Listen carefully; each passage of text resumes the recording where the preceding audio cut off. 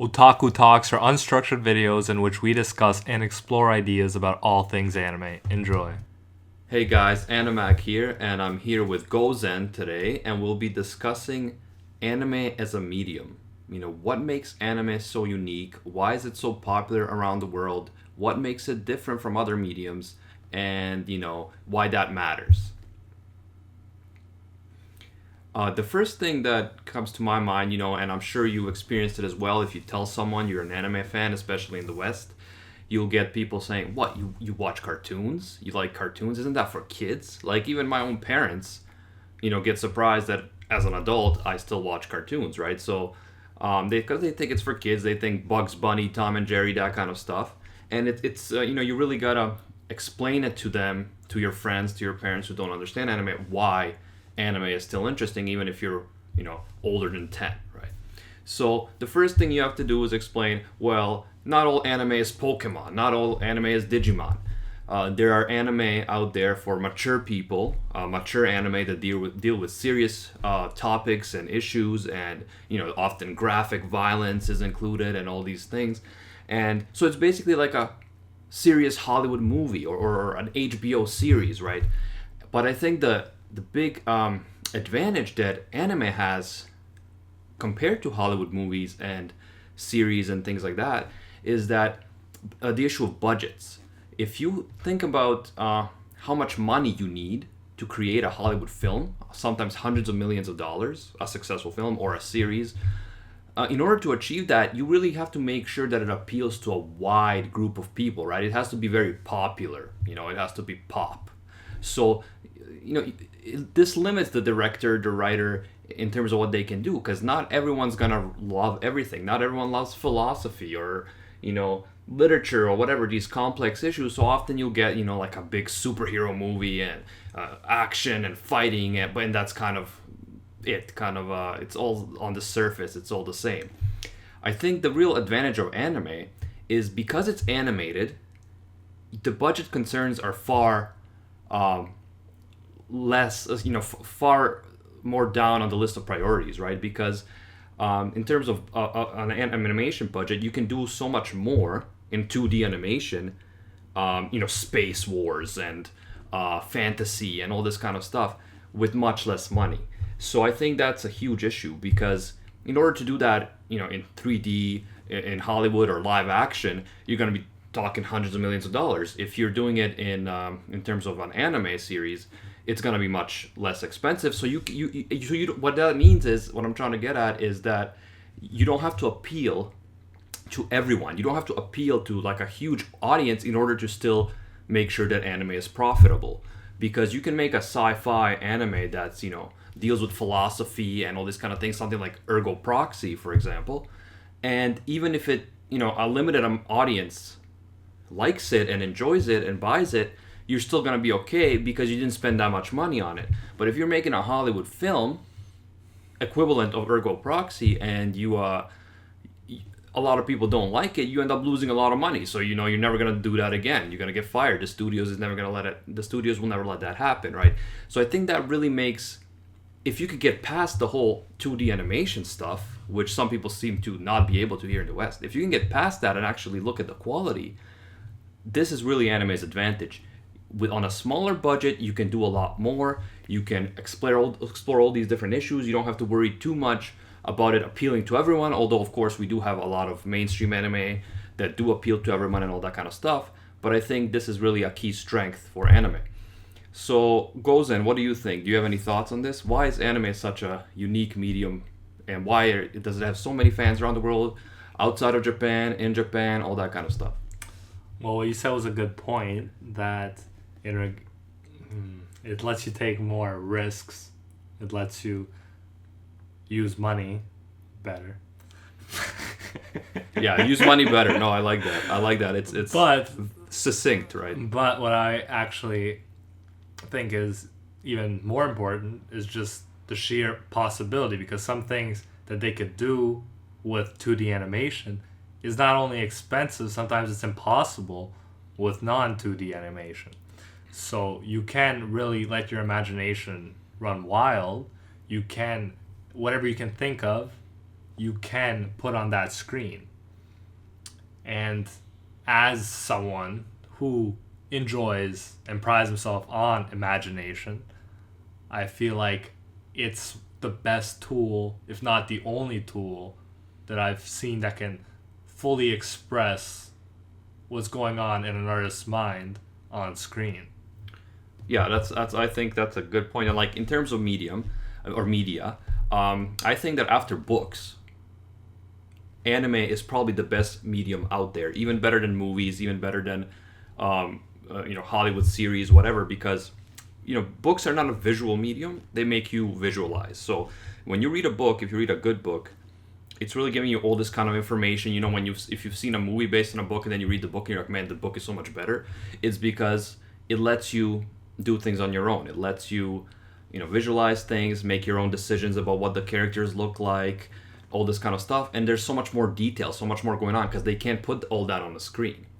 Now with anime, I feel like because it's a series, so often it can be longer, dozens of episodes, and because they have this kind of less of a limit in terms of budgets, they're able to really come closer to reading a good book, for example, than Hollywood movies, Hollywood series, things like that, right? And so I think that in that sense, really after books, after really good books, anime is my next favorite medium, ahead of all these Hollywood things and popular TV shows or series or films and so on.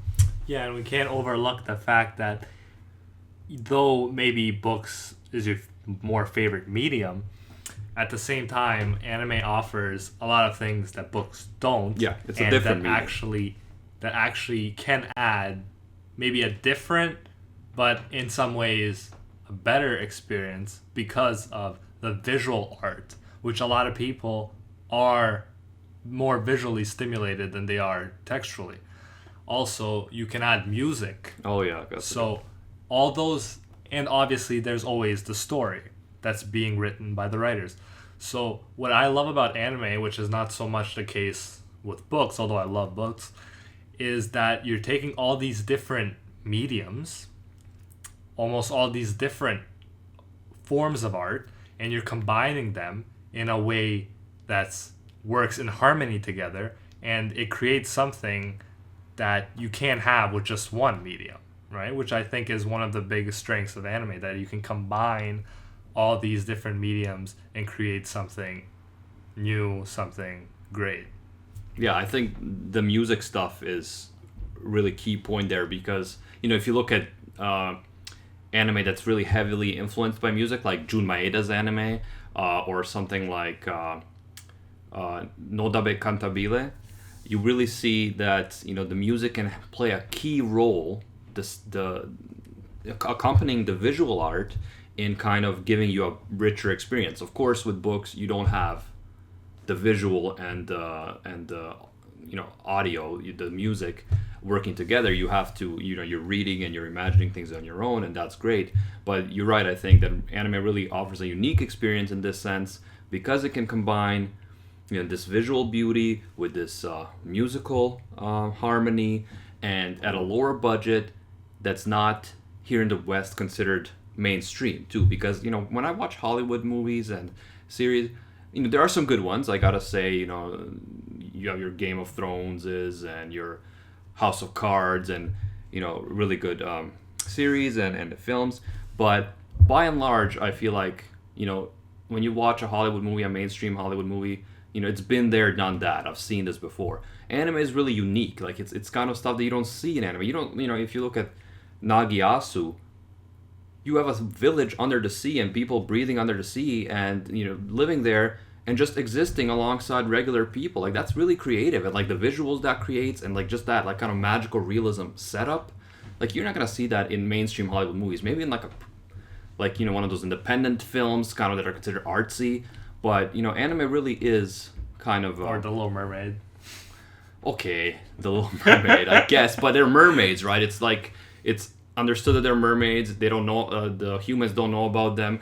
With Nagiasu, like they all know about each other. It's just like normal, right? It's normal that they exist that way, and yeah, it's just really creative, really cool. And I find that anime is really kind of trend setting, which is why I think a lot of Hollywood movies like The Matrix or Inception, right, are actually influenced. Paprika influenced Inception, yeah. So it's like they're actually influenced. Hollywood, the really good Hollywood movies are actually looking at anime for inspiration because they're so creative, because it's so established over the years that they're doing things differently. So yeah. And I'm still waiting for that Death Note movie. I mean, whether they should make it should be like the discussion of a different video, because that would be a lot of interesting stuff to say about that. But even thinking about Honey and Clover, for example, with the visual art, I know it definitely turned Animac off, that kind of visuals, and it will turn some people off. But they're not trying to be, let's say, make the characters look extremely aesthetically pleasing as they are in Code Geass, let's say, where everyone looks amazing. But it is definitely more artistic, and that's something what I like about Honey and Clover. It's so not mainstream that you can really appreciate how different it is. And you see they do a lot of experimental stuff on the screen where, let's say, a flower falls in the middle of the screen and it follows it in slow motion, and even expressionistic techniques that you don't see in real movies, and sometimes you can't even do in real movies. So looking at gems like that, which really push the edges of what you can do with visual art, is, I think, the strength of anime and many unique animes. Yeah, many thanks to Gozen for his like whole philosophical Socrates analysis of art. That's Gozen for you. But okay, guys, I think that we had a good discussion here. Let us know what you think about this, and do you have trouble explaining to people around you, if you're in the West especially, why you love anime, why it's not just for kids? Send us send us in the comments some of your experiences, how you deal with it, and yeah, if you want to tell us what you thought of our comments and arguments, and if you want to use these comments and arguments to kind of argue with people who don't want to give anime a chance, be our guest and let us know how it goes. And even point out the fact that if you have something else we missed, point it out. We may discuss it in a different video, because we'll definitely be reading the comments. Yeah, we don't have anything else to do, trust us. Definitely. That's all we do. But yeah, okay, so make sure you subscribe for more videos. Make sure you comment, let us know what you think, and that's about it. I will see you next time on the next video. See ya.